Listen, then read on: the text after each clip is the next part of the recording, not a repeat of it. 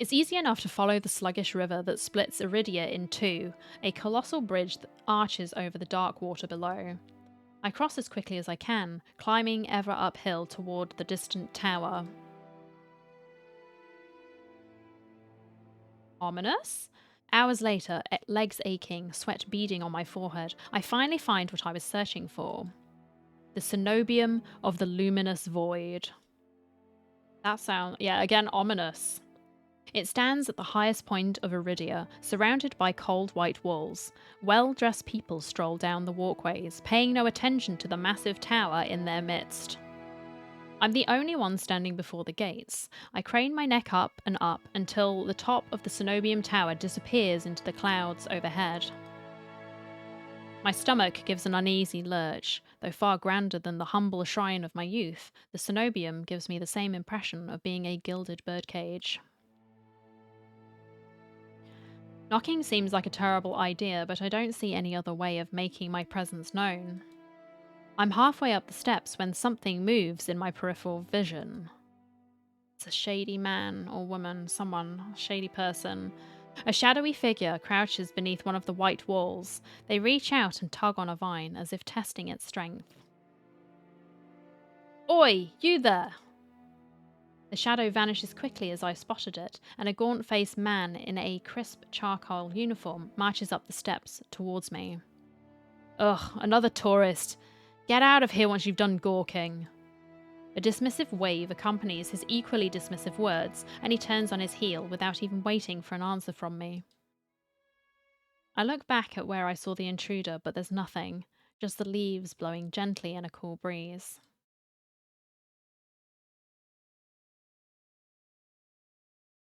I step away from the gates, hopelessness washing over me. Hello. A whisper so close I can feel the warm brush of breath on my skin. I instinctively jerk away, but there's no one beside me. Halfway down the staircase, I spot a woman swaying in the breeze. She's gaunt as a rail, her blouse moth-eaten. I'm unable to take my eyes off her, not because of the way she smiles a little too widely or the way her tousled braids look unbrushed for days, but because her eyes shine a bright, vibrant, unnatural crimson. I'm both entranced and unsettled by their subtle glow. These days, you'd need a miracle to get in there. I'm unsure how to respond, or if I even should. Her gaze is uncomfortably fixed on me, heavy as lead. I'm not going to say anything. After the experience I've just had, I'm not too keen on indulging strangers with small talk. No, we made that big mistake with Vera, didn't we? Despite my silence, she maintains her unflinching stare and smile. Lucky for you, I have miracles for free. Everyone seems to, and I'm not buying it.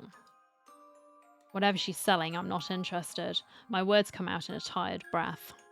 No thanks. I start down the stairs, but she abruptly steps into my path. She turns her back to me, and before I can react, she slips her fingers under the lacing of her collar, stripping out of her blouse in broad daylight. Okay?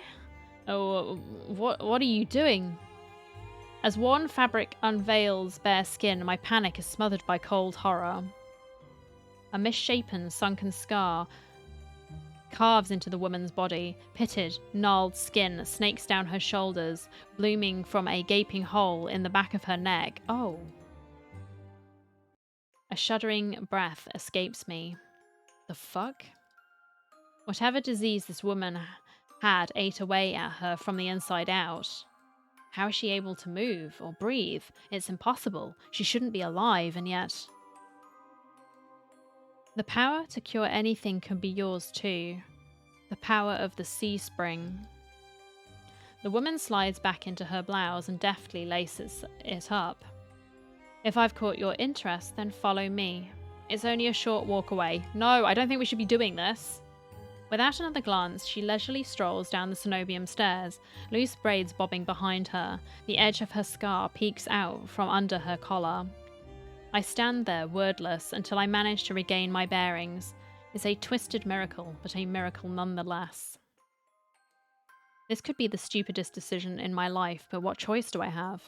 I take a final look at the cenobium's shut gates and then follow her down the steps. Yeah, no, we shouldn't be doing this. We descend from the higher streets, leaving behind their gilded decadence as we cross the river. The wet and derelict districts feel more familiar to me. But the crimson-eyed woman takes me farther, then farther still, until I'm met with an all-too-familiar sight. My gut lurches when I face the open horizon. The city's outskirts are hardly recognizable in daylight, and probably safer for it, but venturing beyond Eredia's walls is a gamble I wasn't prepared to take so soon. Keep going straight, and the sea spring will reveal itself to you. No, we're not going out there. I bark out a bitter laugh, loud and involuntary. I'd rather not. Are you kidding? It's not safe out there. You're as safe inside the city as outside of it. Truthfully, the territory before you is the safest of all. What do you mean, territory? This region belongs to Eyes. Most people know him as a gang leader, but he's much more than that. I squint against the empty wastelands. Only a fool or someone with nothing to lose would leave the city. Apparently I'm both. But if this sea spring cured her, I need to see what it can do for me. I set off into the wastes. Over my shoulder the woman calls after me. Good luck, Sophia. I hope we meet again. No. I'm not sure we will. I think we're walking to our death. Again. My heart pounds with each step I take from civilization. It doesn't take me long to realize it's not the only heartbeat I hear. Like a nagging thought at the back of my mind, I can sense another pulse thrumming through the earth beneath my feet. I felt this presence before, when I first stepped out of Curas's clinic, a living dread coursing underneath the city. Only this time I'm getting closer to it. For what seems like an eternity, I force each foot forward. One step, then another, until a realization hits me. I never told the woman my name. Trouble time. Something pierces the horizon ahead of me. A building nestled into a tall cliffside, but so starkly out of place it might as well be a hallucination. It drips with extravagance and honeyed mahogany, an ornate jewel of architecture. A row of dark silhouettes stand out on the horizon. Trees, I think, until I'm close enough to realize that what I mistook for branches were spikes and jutting tendrils. Soulless. Several of them watch me in the distance, like statues. I don't think, I just run. Exploding into a messy sprint, I push my legs as fast as they'll take me towards that decorated building. Flashes of last night chase me, the gushes of blood and screams of death, the smell of burning flesh and sour bile. I can't go through that again. I won't. The next thing I know, I'm dashing up the wooden stairs and crashing through the towering double doors. Okay, nice place you got here, Chief. Whoever this is. I gasp for air, my lungs burning from exertion. I'm desperate to be safe, but when I process my surroundings, it looks like a cult hideout. The shrine. Is that more a hellscape than sanctuary? Blood flows all around me, overwhelming my vision with a lurid, unholy red. Instinctively, my hand leaps to my mouth. Oh my god, it's actual blood! Never mind, I'm interested. Alright, sign me up. I was thinking maybe this wasn't a good idea. I do not regret this decision.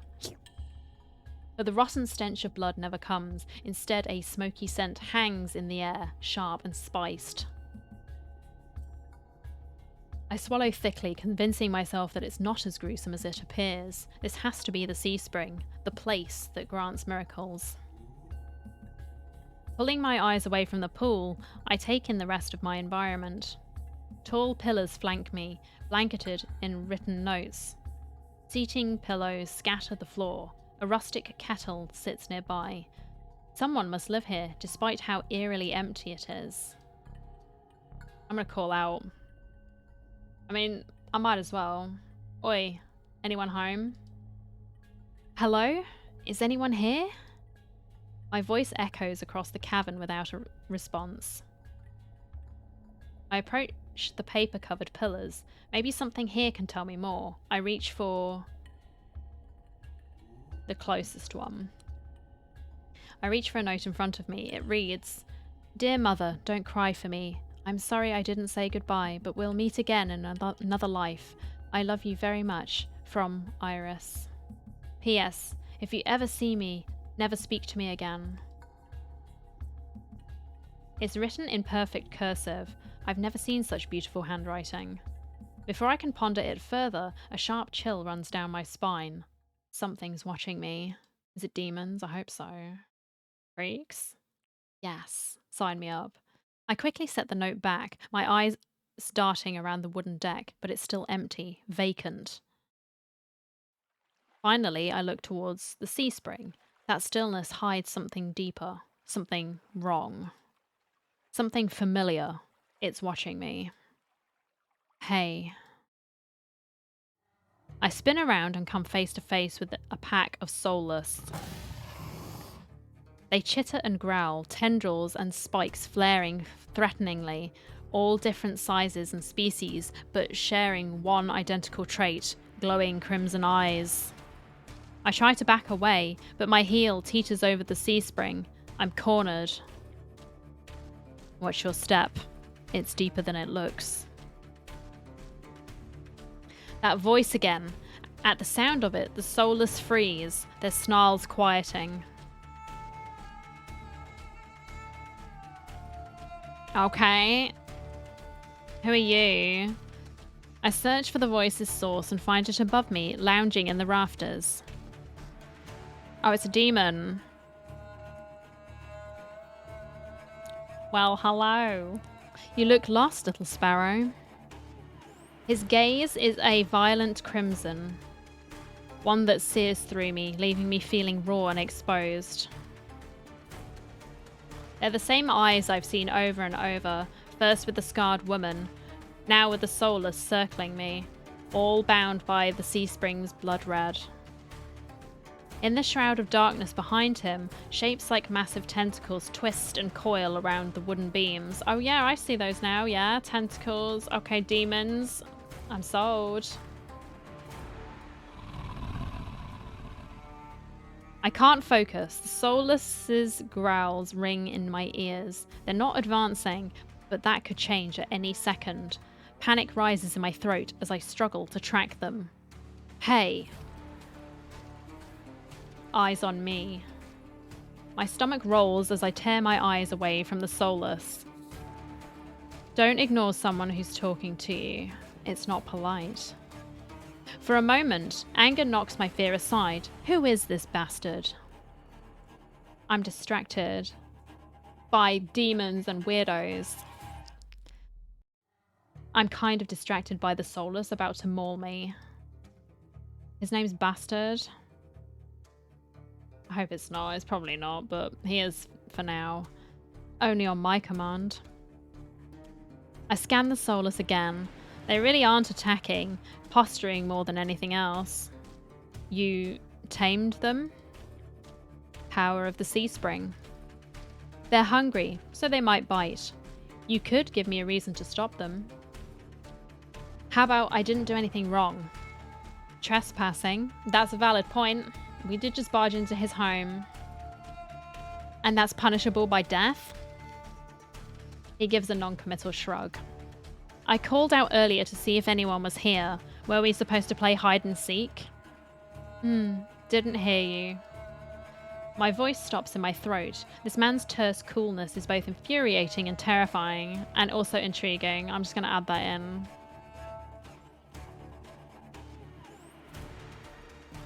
I rack my brain for a way to diffuse the situation.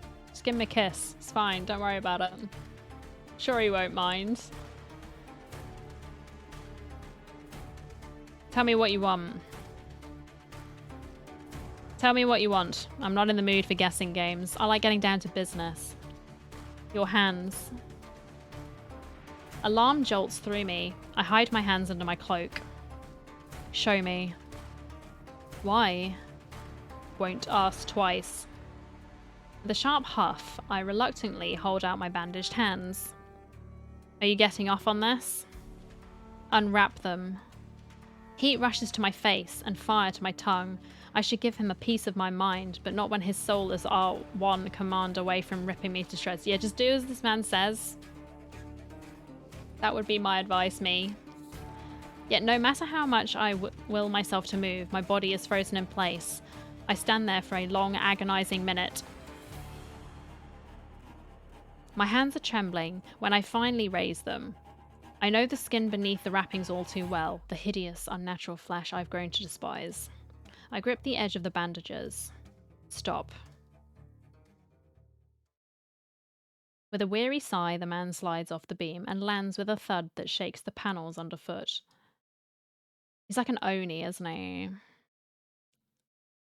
He's a monster, with an imposing figure that towers over me. I couldn't tell how tall he was before, but he's big, illuminated by lantern light. His features are stronger, sharper. Subtle clinks of metal accompany each of his footsteps. The closer he gets to me, the faster my heart hitches. What does he want? Is he going to kill me? I step backwards. Maybe he's not going to kill you. Maybe he just wants to bang. I don't know. Ask him. Use your words and ask him. And I find nothing to set my foot on. I'd forgotten my back was to the C-spring. I fall, right before a warm hand catches my lower back. What a gentleman. Gentle demon. Whatever. I'm hovering above the C-spring, the scent of smoke and leather enveloping me. Damn, getting real close. Well, I guess he did catch me by the waist, so yeah, we would be close. Blazing crimson eyes bore into mine. I like his makeup. He's got nice eyeliner. Yeah, okay. You're getting closer to the top of the list. Sorry, Dr. Man. Demons are there. I told you to watch your step. I'm too stunned to muster a response. Like I weigh nothing, he guides me back to solid ground and steps back. Following a subtle gesture from his fingers, the soulless around us disperse and relax. The shift in their demeanor is so abrupt it gives me whiplash. The enormous tentacles are no longer in the rafters, though now I doubt I ever saw them at all. Either way, I exhale a breath of relief. Thanks. As focused on me as he was before, the monster pays no attention to me now. He kicks some seating pillows out of the walkways, checks the contents of the kettle with a scowl. The sudden disregard is almost insulting. Is he going to make tea, though? Because I would like some tea, please. So, that's it? I'm not a threat anymore? Never were one. I mean, what am I going to do to this man? He's a threat to me. Then why'd you threaten me? People get honest when they're afraid. I mean, you could have just asked. I'm a very brutally honest person. I'm probably a bit too honest. So if you wanted the truth, you should have just asked, man. In other words, he was messing with me. I drag a hand over my face, exhausted by the fact this is the second time a monster has provoked me today. Yeah. You're ice, aren't you? Depends who's asking. Me. I'm asking. One of your friends told me this was your territory. She also said you were a gang leader. But there's no one else here. I thought there'd be more people. Eyes picks up the kettle and walks to the edge of the C-spring, then dumps out the contents into the endless red. Gang took a walk. His pleasant smile stretches across his face, ear to ear.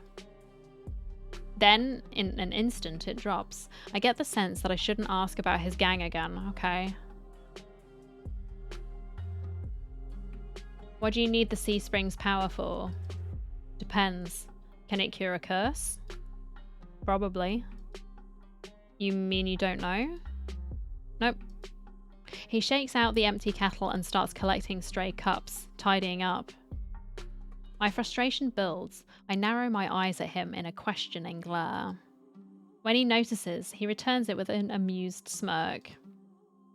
Are you being irritating on purpose? Oh, he's one of these.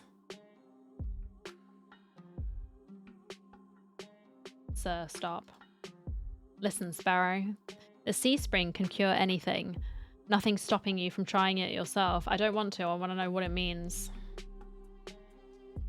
What do I have to do? Drink. No. What is it? I have to drink from the sea spring? My eyes glide to the blood-like pool beside us. The idea of ingesting the strange liquid makes my guts churn. The music's nice and chill, actually. I've been enjoying the background stuff for a while now, but this is particularly relaxing. Just saying. So, good job, devs. Is there a price? Probably your life. I don't know.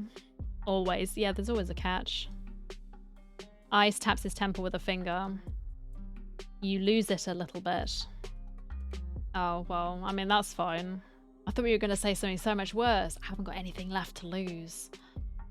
That's it. Might have already beat it to the punch. See? This is me. My humour earns me an amused, fanged grin. This is a little different. When you drink from the sea spring, you forget who you are.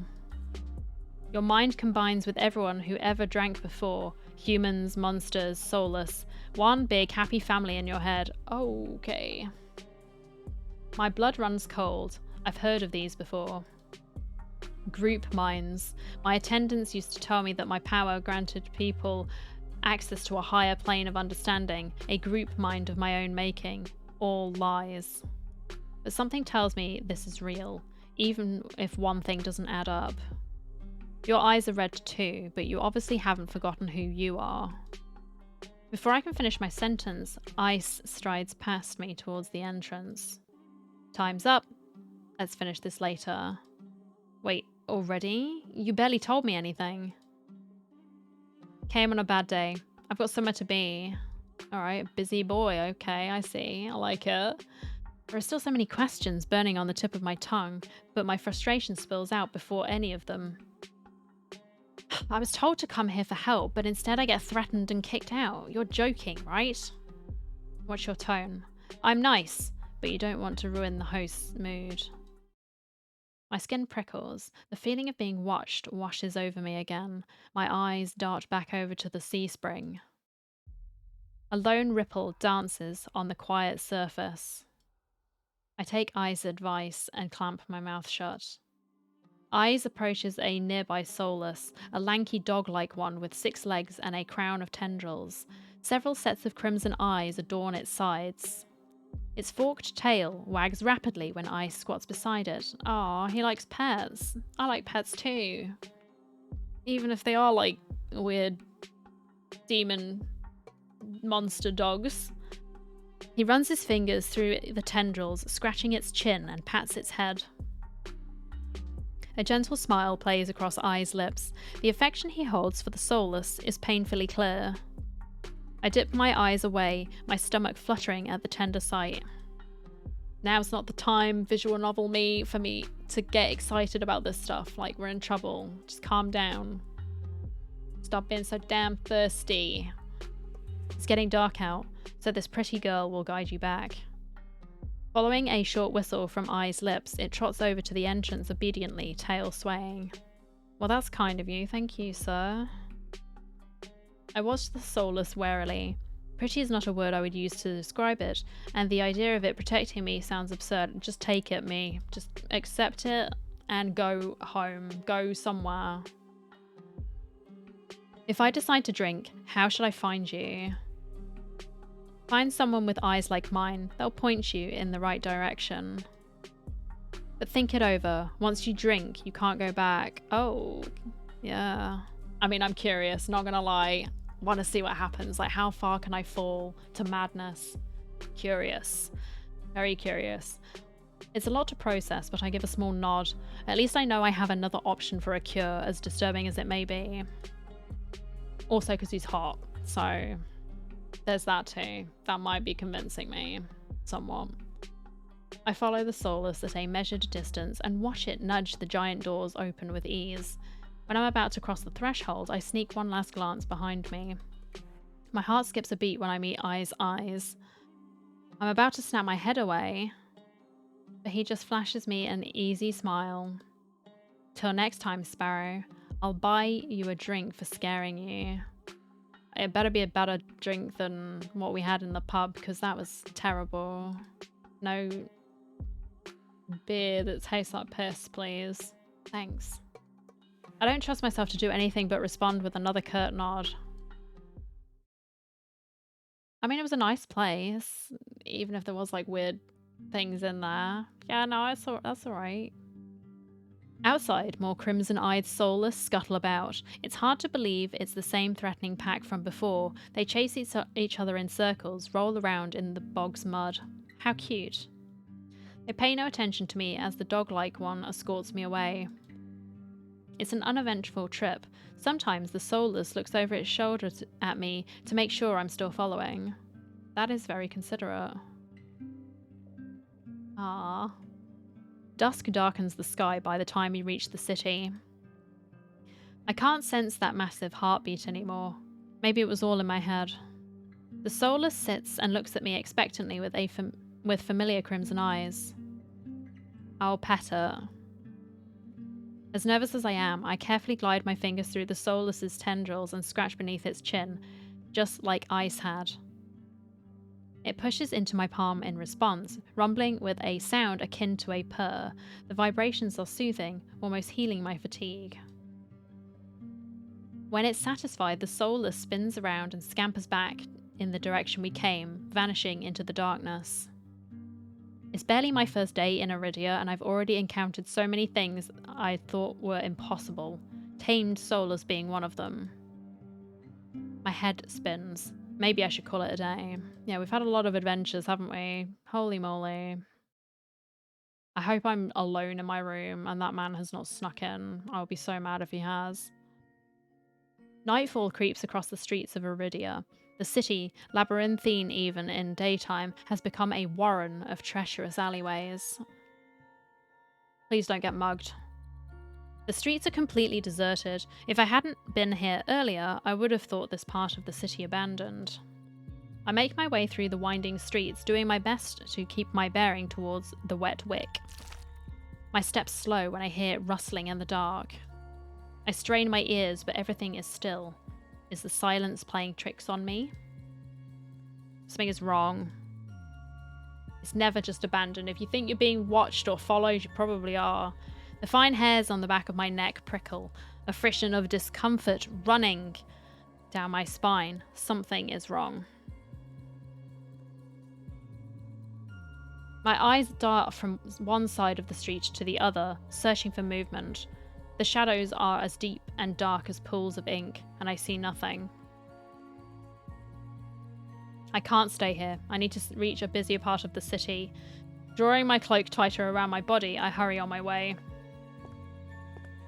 Though I keep my eyes sharp and listen intently, there's only the sound of my own footsteps and people whispering in my ear, apparently. As the moments pass and nothing happens, I begin to wonder, maybe I really did imagine that noise. I turn the next corner and my thoughts come screaming to a halt. My head spins, the world blurring as adrenaline rushes through my veins. Only one thing is clear amidst the haze. That soulless that attacked the caravan. It's crouched over a dark, indistinct shape. A body. A garland of intestines spills from pallid flesh. Blood grouts the cobblestones. For a mercy, the soulless is too distracted by its meal to have noticed me. My feet feel heavy as stones, but I can't just stand here. Holding my breath, I take a step backwards. When the wet slurping sounds don't abate, I take another, and then another.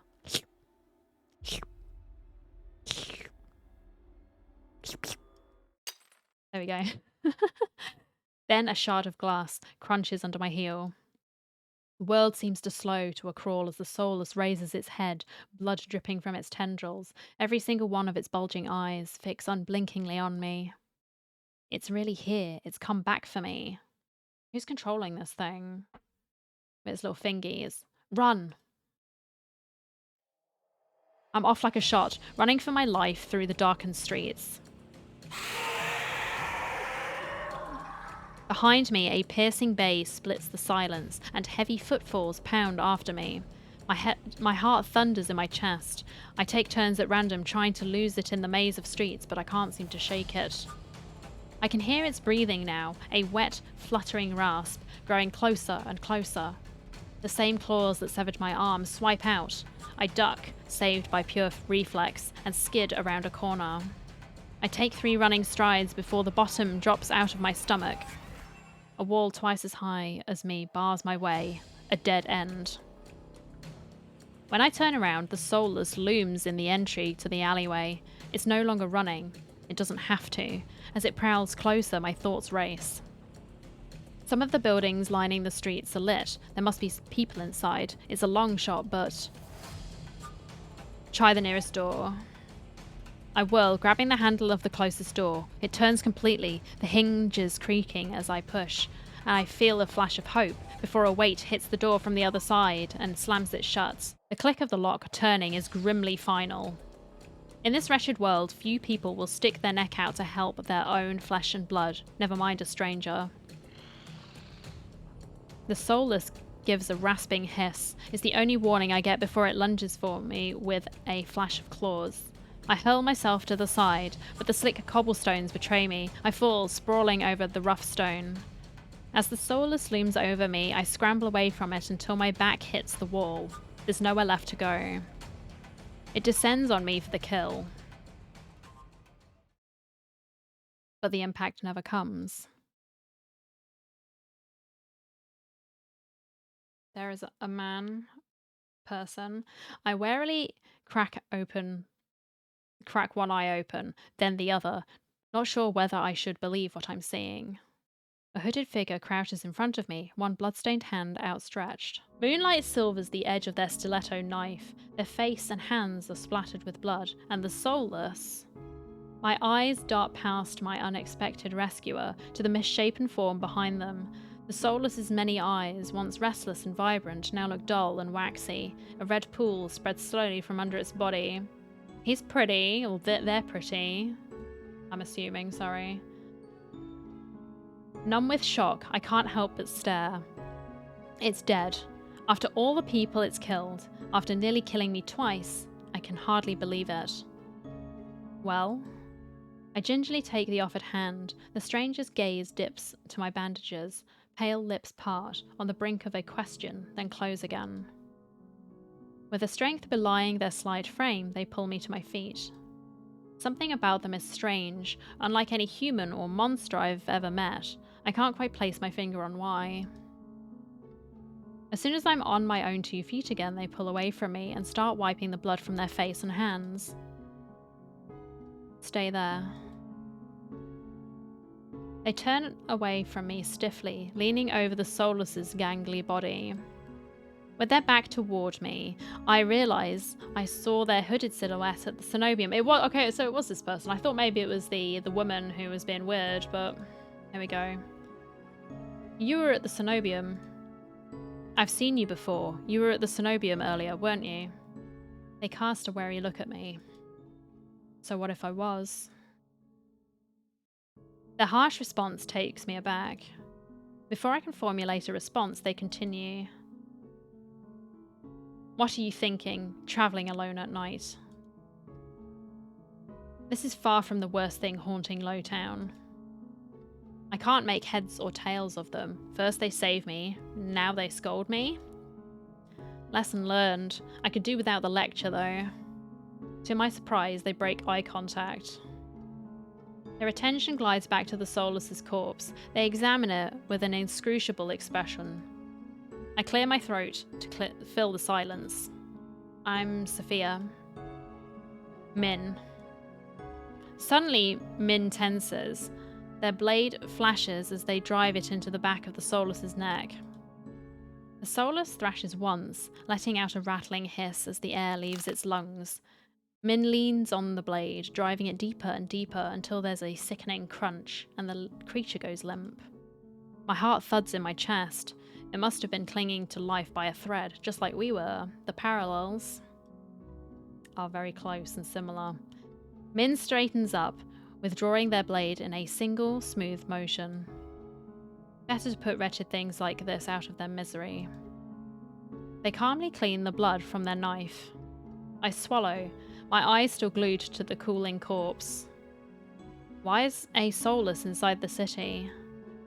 Min looks at me, eyes searching before realization dawns. You're new here. There's no walls around the city. Soulless can come and go as they please, until someone is contracted to stop them. The Sonomium's patrols don't bother to protect Lowtown. Not anymore. Let me guess, you're not a fan of the Sonomium. I wouldn't go that far. Their brow abruptly furrows, and they sheathe their knife, motioning for me to follow them. It's not safe here. The vultures can smell death. I'm not quite sure what they mean, but I don't want to stay lost in this city. I trail behind them as they stride down the street. If it's so dangerous, then why are you helping me? I came for the bounty on that soulless, and you were in the way. Not killing you isn't the same as helping you. Don't count on being so lucky again, or you'll be dead by sunrise. Their answer is stingingly harsh. I just need to find my lodgings.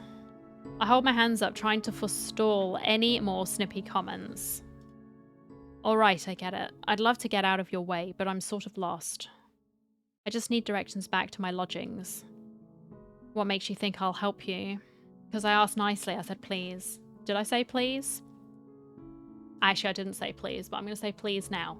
Please help me find my lodgings, kind person. I would appreciate it. Thank you. You've already helped me once tonight. Why not a second time? Don't be greedy, visual novel me. You could have just said please.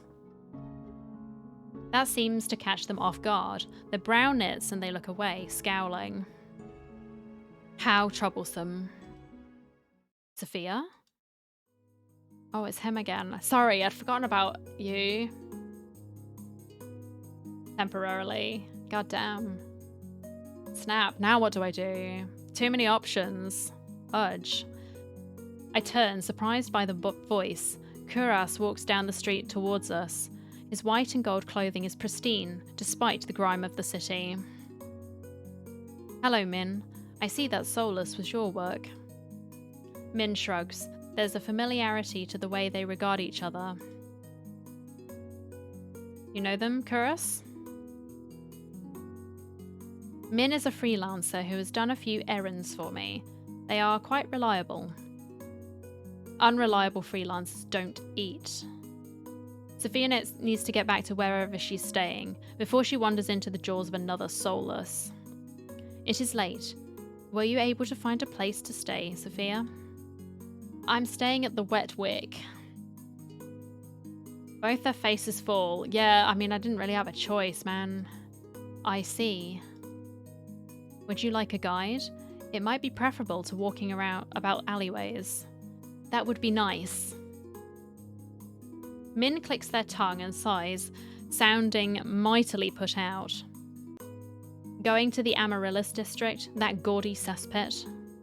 Come, this way. Despite Min's clear distaste when Kuras leads me down the street, they keep pace with us. Catching my curious glance, Min's eyes narrow. It's not safe this late. I don't care about you, but Kuras is the only doctor worth a damn in this place. Are you like this with everyone? The deadpan look Min gives is answer enough. I catch Kuras hiding a slight smile. I suppress a sigh and resign myself to having a grumpy shadow all the way back to the Wet Wick.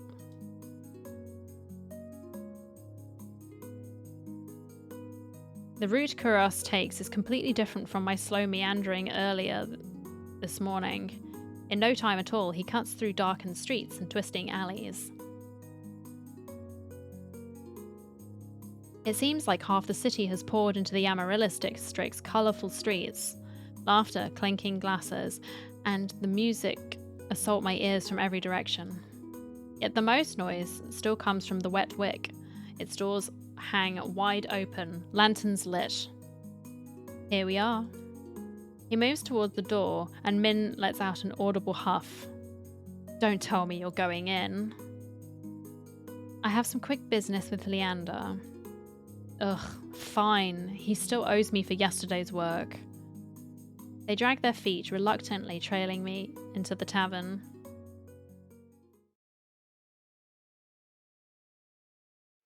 As soon as the doors open, a wave of sticky heat rolls over me.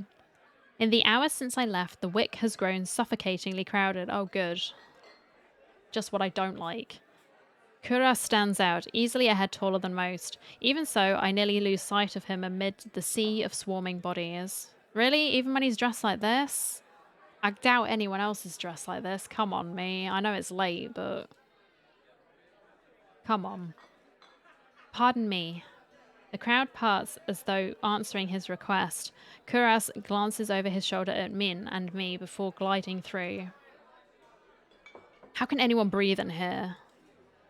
Min follows Kuras at a clipped pace. Oh no, it's him again. Please, no. Leander is right where I left him. Although he's traded places with the bartender, he holds a pair of shot glasses filled to the brim with luminous green liquid. Oh, you're on the absinthe then. Nice. And now for the finishing touch. A flash of magic paints the glasses white with frost. You're never gonna guess what's in these. Leander slides the glasses across the bar, and I get my third or fourth shocks of the evening in rapid succession. Oh, the demon man is here? Good. Then I don't have to, like, go out to the swamp to invite him back to my room. I could be like, oi, fancy going upstairs? Ice leans against the bar, an elbow propped up on the counter. He catches the glasses and lifts one to the light before turning it upside down. The contents, magically congealed, stay firmly in place. You're supposed to make drinks, pretty boy. Don't tell me you're wasted already. Oh. Well, at least he's allowed out. Maybe that, like, nun or whatever it was is, like, watching from the sidelines. Who knows? Vero, perched on the bar's counter beside Ice, takes a single look at the shot glass and shakes his head. What have we here? A bucket full of boogers? Leander's nose treasure? Absolutely not, sir. You've eaten worse. I'm sure you have. Vero's lips twitch and his ears flatten when Ice offers him a glass. He turns his cheek with a sniff, and Ice just snickers. Coward. Don't tell me you're actually... In one fluid motion, Ice throws back his head and downs the shot. Of course he is. Like, look at him. Do you think this man messes around? No. He looks like a demon, so he'll do whatever demons do. They don't care. Drinking that. A dark look crosses Ice's face. It's chewy. Oh, hell no, dude. No, thank you. Chewy? Wait, let me try again. Behind me, Min grumbles. I told you this place was a nest of degenerates. If it isn't Kuras and Min. At the sound of Leander's voice, Min's pale eyes grow wide. They look ready to bolt until Kuras sets a hand on their shoulder. I promise this will not take long. Min's eyes dart from Kuras' hand to his face, then soften. Fine. You first. While they step forward, I linger behind, struck by a sudden revelation. All of the people I met today know each other. Yeah, well done, me. Good job for catching up on this. Good evening, Leander. Ice. Another drinking competition, I presume? Oh, is it evening already? Could have sworn it was earlier. Just some friendly rivalry, Doctor. Nothing to be afraid of. Kuras acknowledges Leander and Ice with the slightest nod, ignoring Vero entirely. Not that Vero seems to mind. I want to know what happened. Were they like banging or something? And now it's like there's the tension. This is my headcanon. They had a little thing going on. It ended badly, and now they won't talk to each other. Got it. He tilts his head, and an impish smile curves his lips when he spots Min looming silently behind Kuras. I almost didn't see you there, Min. Looking for your booster seat.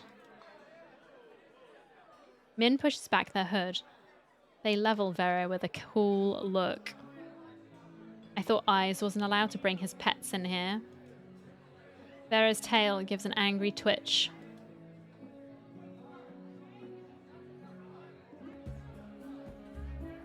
At this first sign of an impending fight, Leander vaults clear over the counter. He slides in between Ice and Kuras. Now, let's try and keep the peace. It's not every day the esteemed doctor takes us up on a drink. His arm snakes around Kuras' shoulders. You are finally taking me up on that drink, right, Kuras? I'm afraid not. We're merely escorting Sophia back to her lodgings, which was very generous of you. Thank you very much, sir, for being such a gentleman. And they, them person. You were also a very kind individual. Thank you. Kuras gestures in my direction and my stomach sinks. I reluctantly step into the light. Yeah, I'm here, boys. As soon as he sees me, Leander's face brightens. Why? No, he was the one I'm least interested in. Sorry. Sophia, it's been too long. Everyone, this is Sophia. She's new to Iridia. Yeah, I think they know, because I've introduced myself. I feel 5 pairs of eyes fixed onto me, and suddenly the bar feels suffocatingly small. My voice nearly catches in my throat. We already met. Actually, I've already met everyone. You've already met? Yeah, bro. I've been a busy girl. What can I say? Ice and Vera level me with subtly amused expressions. Vera's tail gives a lazy wag. Yeah, we had some fun, didn't we? God, we did. And not that long ago either. I'm starting to suspect she's stalking me. In your dreams, bro. In your dreams. He looks far too pleased with himself when I roll my eyes.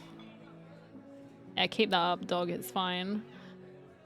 This calls for drinks. What does everyone want? Not boogers in, like, shot glasses, please. Not piss beer. Something nice. You got any wine? I hope so. Just give me some wine. Thanks. In an instant, all eyes turn to Leander, freeing me from the burden of attention.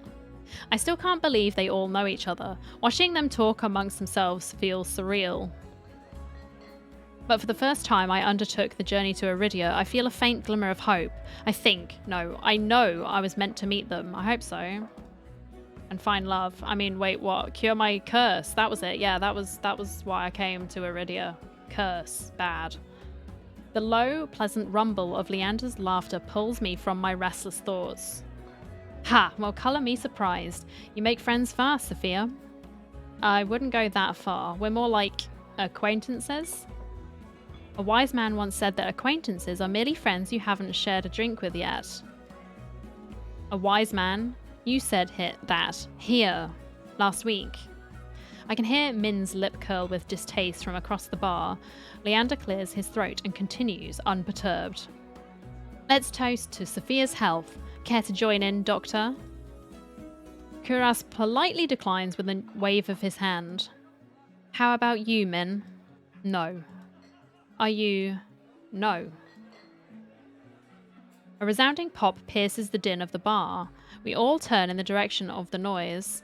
Vere looks almost bashful as he accepts an overflowing flute from the bartender, poured from a bottle so old its label has been worn blank. Oh good, a lucky dip. Yeah, my favourite kind of drink. They serve champagne here? Since when? Vere pauses in the middle of licking champagne foam from his fingers with a coy smile. You don't mind, do you? In a transformation as impressive as his magic trick, the concern on Leander's face vanishes. He laughs softly. No, be my guest. I know you've got expensive taste, haha. He then shoots the bartender a frantic look. Unbothered or uninterested in his company, Ice cants his head at me, a light smile on his lips. How about you, Sparrow? I did say I'd buy you a drink earlier. You did. I had temporarily forgotten, but now you've reminded me. I'm taking you up on that offer. No, my treat. No. I'm not having any more drinks from you, buddy. Let this man buy me something. Ice regards Leander over the lip of his glass. In the dim light, the glint in his crimson eyes looked downright dangerous. What'll it be, Sophia? Last time I did this, I got nasty beer. I'll say This is going to be so boring. Okay, live a little. Maybe it'll be something different. I'll take you up on that drink, as long as it's not one of those green shots. Don't knock them till you've tried them. They taste better than they look. Maybe it's just like jellified apple sours. I don't know. Those are pretty horrible too, though, to be fair. No, I'll pass. Okay. Somehow, I doubt that, but I hold my tongue long enough for Leander to go behind the bar. He's lying, isn't he? When I glance at Ice, he only shrugs. Like I said, they were chewy, probably poisoned too. Yeah, well, I'll skip that, but thank you for being the experiment, the guinea pig, and testing it for me so I don't have to. Appreciate it. He considers his own drink, a tumbler of amber-coloured whiskey. Leander's tried to kill me a dozen times by now. It's always a gamble. Vere clicks his tongue in disapproval. When he finally looks my way, it's with a half-littered gaze softened by his third glass of champagne. Can I have some champagne? I will share it with him. If I were you, I wouldn't let Leander put anything in my mouth.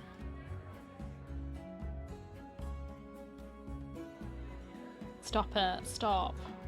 I bet you would. After more champagne, I bet you would. He fans his fingers over his chest, voice dripping with fake reverence. The Wet Wick is one of the finest drinking establishments in all of Iridia. While you're here, you may as well partake of the signature watered-down drinks and stale nut leather. He sweeps his hand towards a chipped ceramic bowl filled with spindly, speckled jerky that I can only assume is nut leather. What is with the food in this city? It sounds gross. Sorry. I did say I was honest. Not for me, not my personal taste. As abysmal as you make it sound, this place is completely packed. It's not all bad. Depending on the day, the food's edible. Okay, thanks for the tip. Iced takes a measured sip of his drink. Gotta stick around for the real attractions, though. What are those? Before I can ask what he means, Leander returns with a tumbler that he sets in front of me. Uneven chunks of ice bob in a pool of reddish-purple alcohol. Oh god. I mean... yeah, I'll probably drink that. I sniff the drink suspiciously. To my relief, this time all I smell is the sharp, clean scent of gin with an undercurrent of fermented fruit. I'm not really a fan of gin, but I probably still would. After the day that this person's had, or visual novel me has had, I probably would. I take that back. No, I'll drink it. Relax. It's just the local specialty, plum gin. Although if you're feeling more adventurous... Yes? I shake my head. Leander raps his knuckles against the bar until the group falls silent. Alright everyone, let's toast. May Sophia's stay in Iridia be full of bright adventures and discoveries. Cheers. Leander, Ice, and Vera raise their glasses in unison. Min only crosses their arms and Kuras watches with polite indifference. I tip back my drink. The plum gin is eye-wateringly strong. Despite a sharp, medicinal edge, it goes down smooth. One sip softens the edges of my vision. The next fades the din of the crowded bar into a low, persistent murmur. I find myself unwinding for what feels like the first time in years. Aren't you the popular one, Sophia? I'm guessing you met Kuras first. Yes, I did, and then I came straight to you, buddy. It would be more accurate to say that I found her. That is true, yes, he helped me. He stitched me up. He saved my life. And my arms. Was very kind. He didn't have to. I merely performed my duty as a doctor. Although I must admit I was confused when I woke up missing all my clothes. Leander makes a choked noise. Somewhere behind him, Min sighs. It's not what you think. This... He did surgery on me, my man. Sophia was in grave condition. I could hardly treat such injuries through tattered clothes. This man is always thinking about naughty things. Calm down, Leander. It's okay. Just chill. The silence that follows stretches uncomfortably long. I look away, unable to face Kuras's disappointment, and catch Vere snickering behind his hand. That's my cue to change topic. Can I have another drink? I think I need it at this point. Kuras isn't the only one who saved me today. Don't you listen, I didn't save you. You were simply there. Yeah, well I can still be appreciative, Min. Calm down. That's Min for you. Leander reaches for Min, but they duck under his arm with practiced ease, without so much as looking his way. As reliable as they are moody. You're one to talk considering you neglected to warn her to stay off the streets at night. Oh, I might have gotten a little distracted. My man, could you calm down? Holy sugar lumps. Every time. Min's only response is a short breath. At any rate, I never got a chance to thank you, Min. Don't. The less soulless alive, the better. For a heartbeat, Min's eyes flicker towards Ice and their lips twist. Ice is too busy nodding along to Vere's enthusiastic pantomime of stabbing to notice, lost, no doubt, in an enthralling discussion. I've had enough of this hellhole. Let's go. Min and Kuras share a brief look, then the doctor speaks up. Very well, but there's something I must discuss with Leander, if you'll excuse us, Sophia. Sure. And just like that, the three of them depart, leaving me alone to savor my gin in silence. Or so I think until I hear a voice so soft and low it's practically a purr. Lost your tour guide? Is he going to proposition me again? I don't know, man. I hope not. Or do I? I don't know. I turn to find crimson and pink eyes trained on me. It's not lost on me that they chose the instant the others left to strike. Just my luck. I had to be abandoned with the two most irritating people I've met all day. Monsters or not, there's no telling what I'll do if either of them push me again. Oh, I can tell. I don't think it's... well, never mind. Move on, shall we? Don't tell me Leander already snuck off to get his knob slobbered out. Damn. I mean, probably. He does look like the type. He looks really desperate, so yeah, probably. You're not wrong. Have you had experience with that? Are you envious? Probably. He's got business with Kuras and Min. I mean, maybe that is the business. He's down for fun with 3 people. I don't know. 2-on-1 business? Isn't he lucky? Well, we're not going to be doing it in here, just so you know. Put that idea out of your mind, sir. No. Can't tell if it's the champagne or the company, but Vere has grown noticeably more relaxed. He sits with his chin propped on the back of his hand. His ears twitch whenever a hiccup shakes his shoulders. Why are you so far away? Come, join us. He pats the empty bar stool beside Ice, but I hesitate. The smile Vere wears is sweet and distinctively sly, and with drinks in the mix, I dread how he and Ice will mess with me next. Dunno, let's go and find out. YOLO. We don't bite. Not unless you beg. Yeah, we know. I'm not sure about that. Just hours ago, he tried to rob me and you threatened me. Me? Steal? Surely you must be mistaken.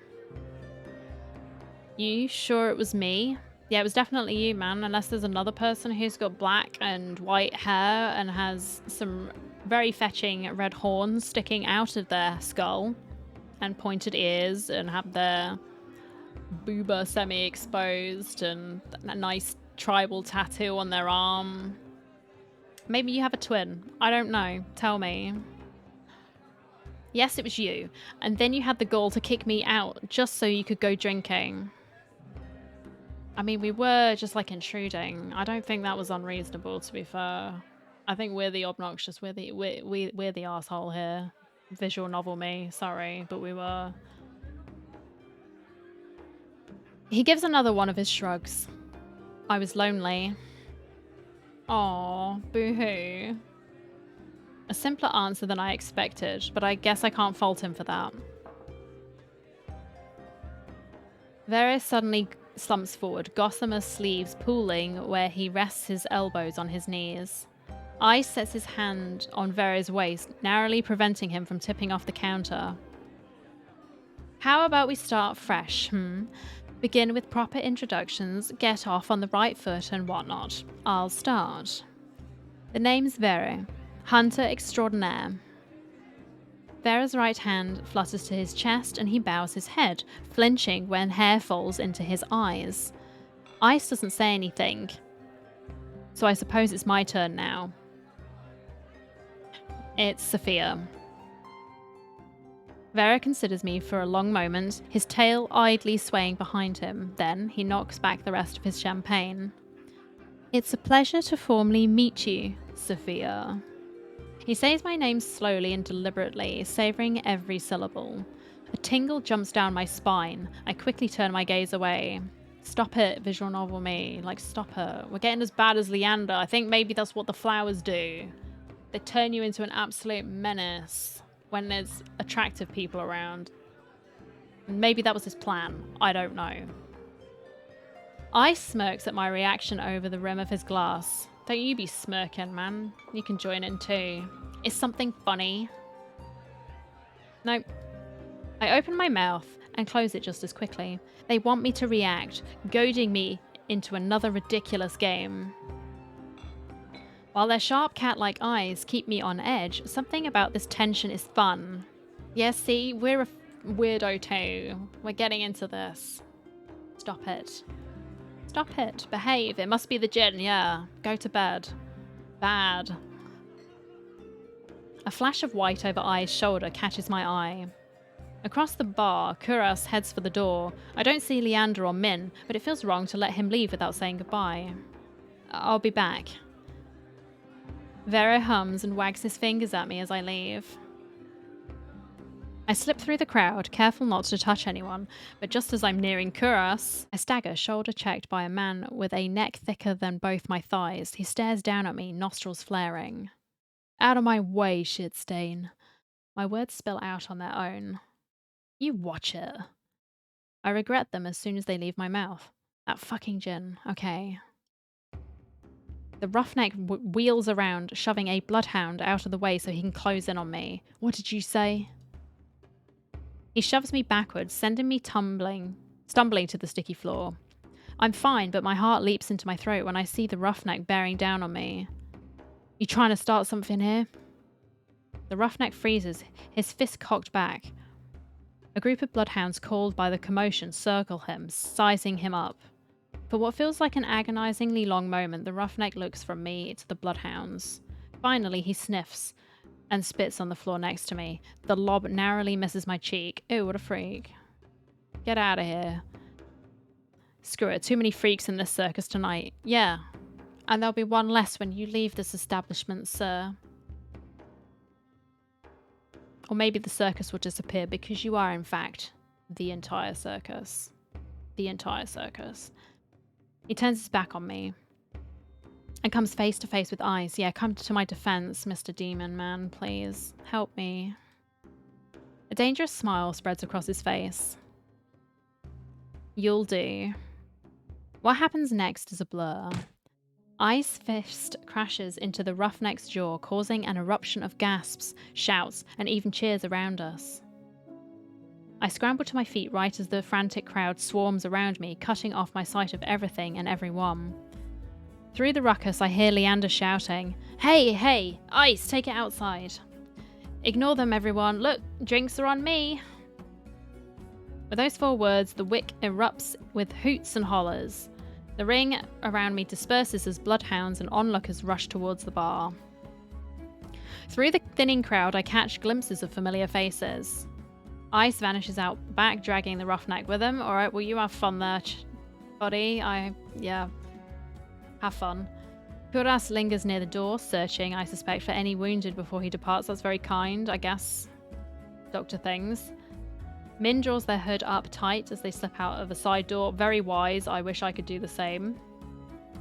While Vera leans over the counter to swipe a glass of wine from behind the bar. Okay, never mind. I should also be doing this. Pour me one as well while you're at it. Thank you. and Leander, seated at the opposite end of the bar, gestures dramatically and apologetically at the bartender. This man is always blushing. Sir, calm down. In the space of a heartbeat, I realise that there's no telling when or if I'll see any of them ever again.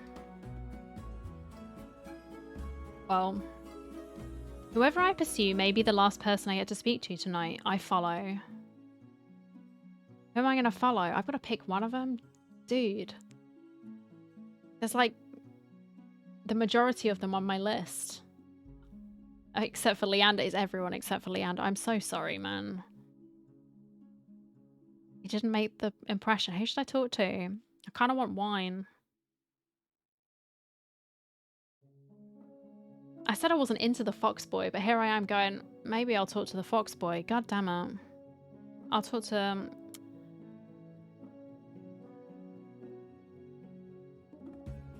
I'll talk to the fox boy. Of all the people I've met, only one left me with more questions than answers. I do kind of want to know more about the Cenobium because he knows something, surely. He gets, like, inside access. Vere knows more than he's letting on, I'm certain of it, and if he's feeling as playful as he was earlier, I might be able to get information out of him. Oh. Still, lingering doubt looms heavy over my decision. Can I really trust someone who lies so readily? No, but we can also do the same. Can't beat him, join him. Returning to the bar is slow work, with the heavy crowd vying for drinks. When I find Vere, he's leaning against the counter with his elbows propped on the edge and a wine glass raised to his lips. Not for the first time I catch myself staring, and judging by the looks I see thrown his way, I'm not the only one. Yet there's a clear ring around Vere no one else seems bold enough to cross. One ear perks at the sound of my approach, but Vere doesn't so much as look my way even when I slide onto the seat beside him. Didn't think you planned on sticking around. A free drink's a free drink, even if it tastes like rat piss. Didn't you say you wouldn't be caught dead slumming it in this shithole? Vere takes a delicate sip from his glass, but his tail thrashes below the bar. You've caught me red-handed. He peers at me over the rim of his glass. In the low light, his eyes glitter jewel bright with amusement. However will you punish me? I don't know. How about we find out? Stop it. Stop it. I figured my company's punishment enough for you. Don't know. Sure, I think he's into this stuff. Look at his harness. He's definitely into it. Vere's lips twitch, and he smiles despite himself. So, you survived the night. Are you here for praise, or will a head pat do? I feel a muscle in my jaw flex with the cruel twist to his smile. His arrogance has made a full recovery, meaning only one thing. Vere has sobered up. So much for my plan. About that, turns out you were right. I did run into trouble. Now I can't decide if you're an oracle, an actual threat, or just completely full of shit. Vere scoffs. Most women would buy me a drink before insulting me. Well, I'm not like that, am I? Straight to the point. After the way you jerked me around, if anyone's owed a drink, it's me. Vere falls so uncharacteristically quiet that for a moment I fear I've actually crossed a line. Then he props his chin on his wrist. I don't think you understand how things work here. Information is a luxury, one you flung carelessly aside. I'm not following. If you valued my words, you'd have taken them seriously. I gave you free advice, warned you of the danger you were in, and still you went prancing off to the sea spring. Small wonder the soulless didn't tear you to ribbons. My first impulse is to argue, but what he said doesn't sit well with me. How does he know what happened to me? Ice? How do you know I left? I have a very sensitive nose, remember? Right. How could I forget? Do you normally greet people by shoving your nose into their laps like an over-eager Labrador? For a heartbeat, Vera's eyes grow wide and flat. Then he laughs under his breath. Only the ones I like. Vera trades his empty wine glass for a long abandoned tumbler sweating beside him. Soft lumps of ice bob in the watery dregs of whiskey. Oh, you're just taking other people's drinks, man. You don't know what's been in there. Come on, don't be a minger. But the truth is, I despise most people. His eyes flicker over my shoulder, and thin as Leander's boisterous laughter erupts from the other side of the bar. What about me? Now that we've started off on the right foot. He turns, angling so he can look me over. His gaze is agonizingly slow as it glides over me. Finally, his lips quirk. I haven't made my mind up about you. Yet. It's a start.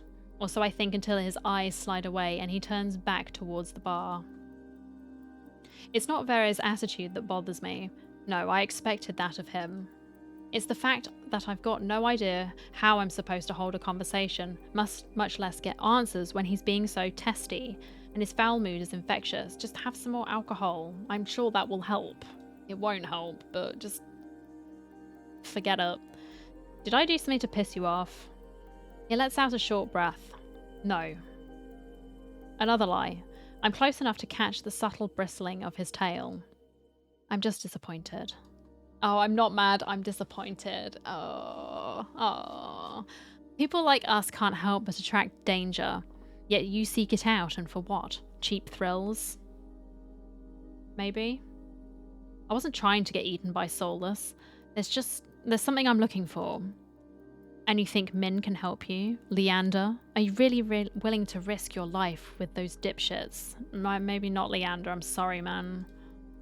Sorry, I'm dunking on this man. I'm dunking on him. I'm really sorry. What life? You've got no idea what I've gone through, or... Forget it. I start to rise, but... Vera touches my shoulder. It's little more than a brush, but enough to give me a pause. His eyes search mine, softer somehow than before. They couldn't even begin to understand you, but I could. Ooh. Maybe, but I don't like the way you said that. That's coming across as manipulative. That's just me. I could help you if only you'd listen. Maybe you can. I don't know, Chief. How do I know I can trust you? You can't. You don't. But I'm slightly less inclined to waste your time with empty flattery or insults than those two. Okay. Is what you desire really worth risking your life for? If you knew the kind of life I've lived, you wouldn't be asking. Vera considers the condensation sweating from his glass for a long moment before speaking again. Will you trust me? For now? Good enough for me. Vera raises the tumbler to me, then snaps back the dregs. Once he's finished, he wipes his mouth on the back of his hand. Let's talk. Outside. If I have to smell Leander's skunky aftershave for much longer, I'll hurl. Yeah, he does seem the type to have, I don't know, this universe's equivalent of like the Axe body spray. He's an Axe body spray man. No, thank you. Sorry. With that, he slips away from the bar, leaving me to follow the path of his long, trailing tail through the crowd.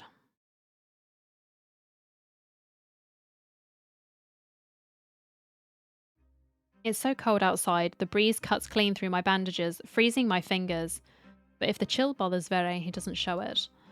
He lopes purposefully down the street into an alley. This far from the wick, the bar's racket is little more than an indistinct hum. This street's as dead as the Amaryllis district was crowded. A vague sense of unease falls over me. You had questions? Ask. Vere's breath mists in the dark. In the cold moonlight, his shadow stretches unnaturally long over the cobblestone street. Quickly, I've got a show to attend. Heavenly Lootist, as I'm sure I've mentioned. Yeah, you did actually. He looks down his nose at me, effortlessly imperious with one hand set on his hip. And for a breath, I'm reminded of the stark warmth that gleamed in his eyes when he touched me. Okay. If he weren't so pretty, I'd walk away. Well, then just give him a kiss in this alleyway. I'm sure it's fine. Don't worry about it. Just go, mwah. Whoops. That happened. Oops. But I need answers, and I can't think of a better way than starting with the people I met earlier. If Vero doesn't prove trustworthy, maybe one of them will. First I ask about... Min. No. I shouldn't say that. He's going to get pissed off at that. Okay, Ice. Let's go. I'd like to know more about Ice. You two seem close. He made an impression, Not surprising. He's strong, ruthless, easy on the eyes. Yeah, not wrong. Gives it almost as well as he takes it, even if he's awfully greedy. Damn, bro. I knew you two were doing it. Sometimes. Big everywhere, really. Yeah, you. Damn. Bit simple, but you know what they say about still waters. They're still... I don't, but I'm too distracted by the change that come over Vere to ask. Oh. So he was dating the doctor, and then he found comfort in the arms of a big, strong himbo demon. I like it. I ship it. I ship it. A coy smile plays at his lips as he winds a finger around the chain dangling from his collar. Thought you didn't like most people. He's not a person, is he? He's a demon. This is different. Ice isn't most people. He's better. Our eyes meet and Vere's tender expression curdles. He makes a tiny sound of distaste in the back of his throat. He's more trouble than he's worth. Yeah, okay. If it makes you feel better, you can keep saying that, Chief. Dangerous too. Stay far away from him and those red-eyed freaks if you value your safety or your sanity. Why? Because I'm competition. Is that why you scolded me for going to the Sea Spring? I really don't think Ice is as bad as you're saying. You don't know him, not like I do. Yeah, no, I'm pretty sure I don't. I only met him today. The corner of his lip twitches. Alright. Tell me about Min. I've got to admit, I was surprised to see that you and Min know each other. Are you friends? Oh yes, we laugh and go shopping and have sleepovers where we braid each other's hair and kiss with a little tongue. Your sleepovers are truly something. I'm beginning to wonder if Vera's ever had friends. Probably not. Well, maybe friends with benefits. I don't know. Let me guess, you don't like them. Can't stand them. The first time we met, they stabbed me. Oh, well, that's reasonable. Slid cold, hard steel between my ribs. Nearly nicked my heart. It was exquisite. Whatever you're into. Whatever you're into, my friend. The knife, I mean. Some sort of antique. Min's done nothing but disappoint me ever since. So you're not close. No, me. He just said that. Good job. Can you imagine me being friends with that crabby little killjoy? Impossible. Not unless they learned to lighten up. And I'm afraid not even a surgeon as practiced as Kuras could remove the stick wedged firmly up Min's pert ass. Because you've been looking. Of course you have. Leander, tell me about him. His Axe body spray. What do you think about Leander? I don't. Well, that makes two of us then. I only thought about him as an afterthought. An unusually curt answer for Vere. I don't buy it. So you're not very fond of him. I wouldn't spit on Leander if he were on fire. Oh, maybe you were also dating him too and that's why you're mad. Vere shudders. Oh no, he'd enjoy that far too much. To call Leander trash would be an insult to manure. He's a pathetic, slimy little man-child in big, shiny boots. I've seen mutts rotting in gutters with more dignity. I have to remember to close my mouth. Before I can ask my next question, Vere gives a frustrated growl. Don't you dare ask me about another soul. I haven't got all night for an idle gossip, okay. But I wasn't finished asking. You get 2 more questions. Make them count. So much for being helpful, but I suppose that's just how information works in this exhausting city. No more time for idle chatter. I'll get straight to the point. Leander told me that the Cenobium imprisons people. Did he mean you? Leander's a moaning fool with a throbbing victim complex. He loves to see himself as a saviour, but the only difference between his cronies and the Cenobium stooges are the uniforms. I'm at a loss for words. I don't know what surprises me more, the bluntness with which Verres spoke, or the venom lacing his ordinarily silken voice. You're asking who, when you should be asking why. Says the asshole counting my questions. The look he throws me is infuriatingly self-satisfied. Fine. Why were you imprisoned? For the same reason they'll disappear you, given half the chance. I'm something special. Vera bows his head, gathering his hair in his hands and lifting it from his shoulders to bear the plain leather collar adorning his neck. See this collar? He cranes his neck, inviting me to lean closer. Looks unremarkable, doesn't it? I had assumed that Vera's collar was a personal touch. On closer glance, the thick, subtle leather is moulded to fit his neck snugly. The large silver buckle seems easy enough to pry open. I'm going to touch the collar. I reach forward to touch the buckle, but Vera's hand lashes out. Long, slender fingers wrap around my wrist, exerting just enough pressure to hint how easily he could snap my bones. Shh. Don't you know better than to touch without asking? He tuts like a scolding teacher, but an impish smile grazes his lips. Can I please? Our eyes meet, his thin with amusement. No, you may look, but don't touch. Alright, I respect it, Chief. He lets go of my arm. I smooth down my bandages, more to get a grip than anything else. I can't lose my composure again. By now, I'd fully expected Vere to begin walking away, but the fact he's still here suggests he either forgot about his warning, or he was never counting my questions to begin with. No, he was just messing with us, dude. He's just this kind of guy. He's a fox. Are you saying that's what'll happen if the Cenobium finds out I'm different? I'll be collared. Doubtful. They keep me around because I'm the best at what I do. And what exactly do you do so well? Killing. He says it carelessly, without hesitation. As long as I wear this collar, I'm made to hunt the Cenobium's dizzying array of enemies, monsters, soulless, noisy dissidents who grow overbold. I'm bound by their will until the day I die. That kind of sucks, bro. Not gonna lie. That sucks. That's awful. Vero murmurs in agreement. It is, isn't it? And that's all you're getting from me. I really must leave now. I'll be late. That's it? Why'd you bring me here if you weren't going to explain anything? He has the nerve to laugh. Isn't that obvious? I wanted to lure you out here alone so I could eat you.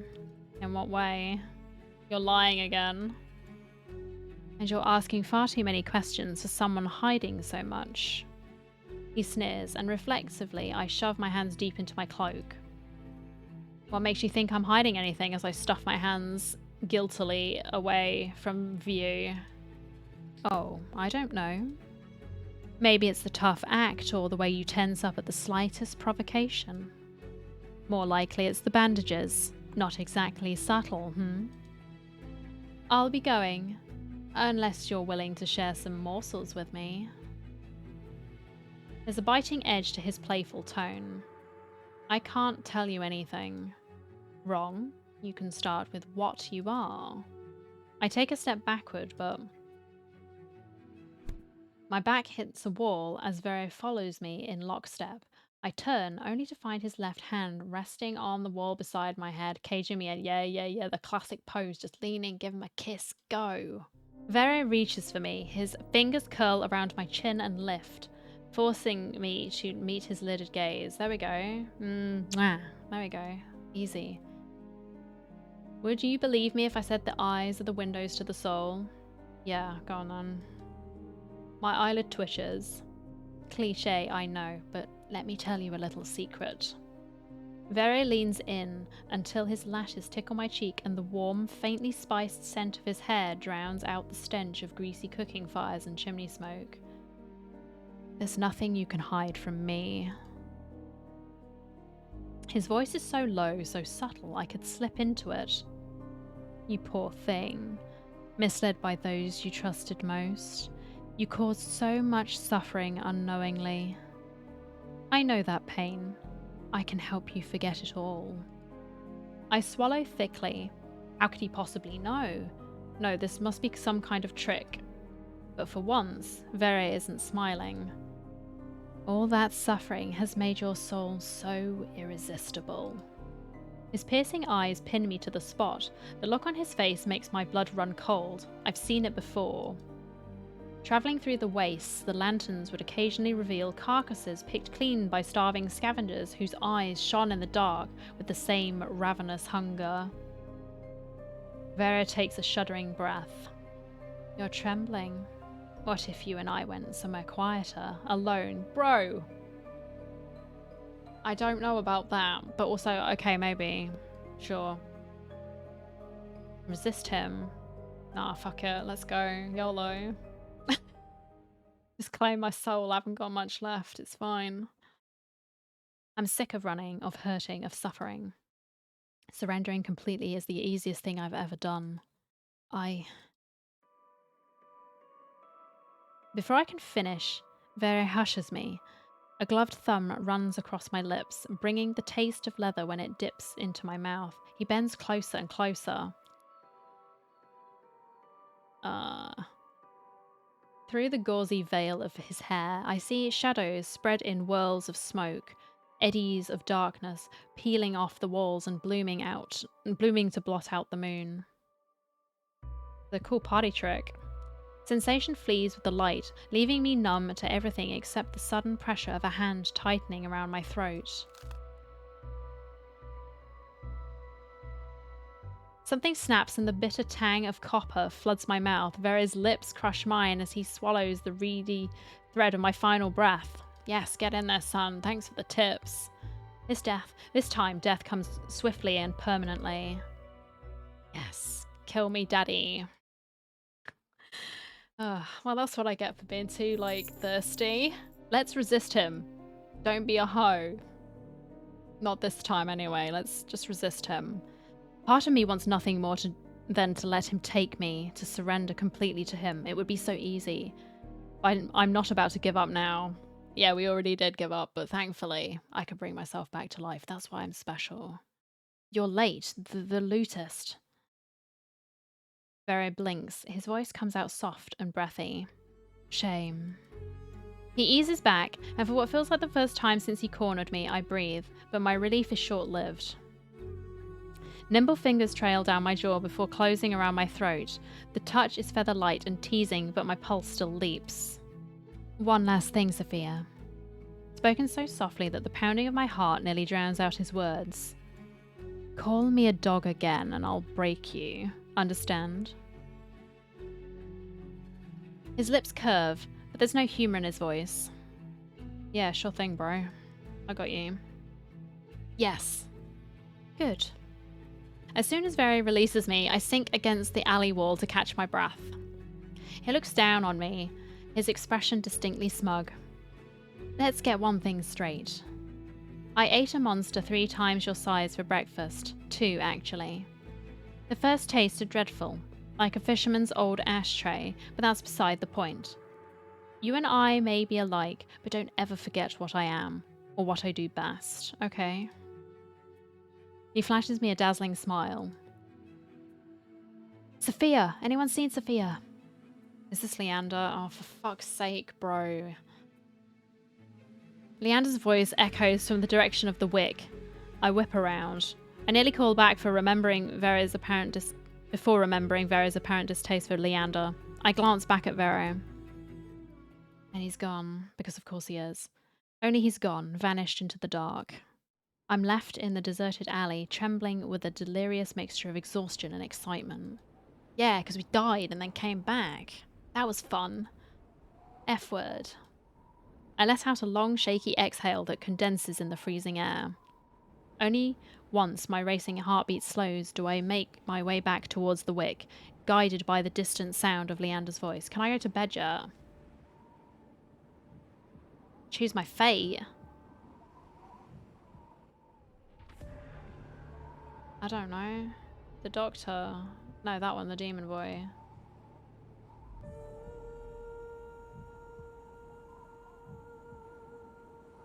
Actually, I don't know. An intimidating yet laid-back outsider, Ice presides over a sea spring with unnerving powers. He offers you a miracle, but the price means submitting yourself to the horrifying presence at the heart of the spring. Madness. Will you gaze into the abyss for answers, even at the risk of losing yourself? I don't know. I kind of like the whole eldritch thing. I'm definitely down for losing my mind more. What about you? Varys serves as a warning of the dangers posed by the Cenobium. As cunning as he is curious, Varys finds you fascinating and insists that he can help. But trusting him means entrusting your life to a collared beast with lethal reputation. Can Varys protect you, or are his honeyed words a trap waiting to snap shut? Probably. But that's kind of the fun, isn't it?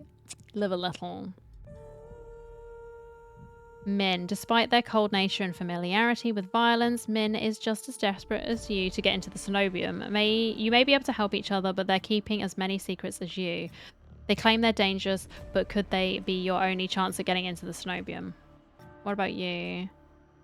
Repentant angel. Interesting. So what's your dark secret? Did you kill someone and that's why you're trying to make amends?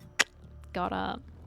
From all appearances, Kuras is a principled doctor of extraordinary skill, but you know little about the man beneath the professional mask, and Kuras keeps even his friends at a cool distance. If you uncover his deepest secrets, will you like what you find? I don't know. What about you? Leander, sorry bro, offers you something that should be impossible, a taste of normalcy free of your curse. As the first person to withstand your touch, he could change your life, but some things are simply too good to be true. Yeah, what? He has a... Never mind. Leander promises to help unravel your curse, but at what cost? His madness? I don't know. Demon, I feel like... No, I need to pick that one. Yeah, go on then. Yes, confirm, please. Thank you, game.